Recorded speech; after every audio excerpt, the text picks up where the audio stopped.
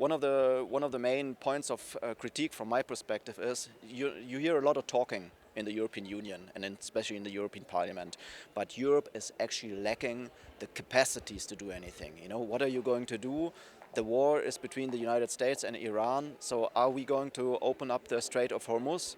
I don't think that Europe has the capacity, the military capacity to do that. It's the Americans doing that, and in the end we are just observing. That's what Ursula von der Leyen is doing. She's observing, she's commenting, but she's not invited because she has nothing to say in the end.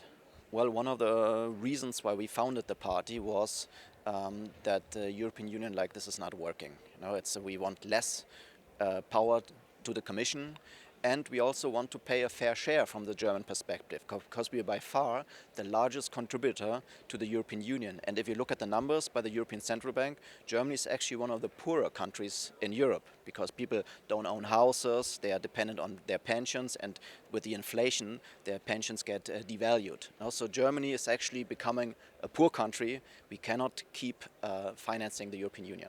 Well, I think I don't blame the Italians. I blame nobody for that. You know, I think it's one of the construction errors of the common currency.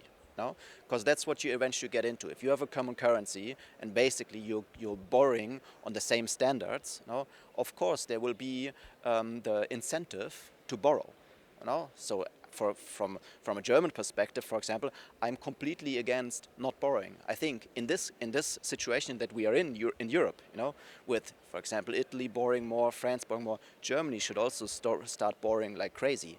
But that's not going to work. That's a monetary union without a political union does not work. And that's what we have been seeing since the beginning of the euro crisis. And I think the problem will get worse until eventually the euro will disassemble. It's not my goal to dismantle the monetary union. I just think that it doesn't work. It will not work. No? And what we have to acknowledge in Europe is that we have to cooperate. No? I'm convinced that the European cooperation is a good idea. No? But what this Commission has been doing with the Green Deal, with bureaucracy, with interference in national elections, no, that's actually harming our way of life, our democracy and our industry. So we have to come up with a new idea, a new cooperation between the European nations.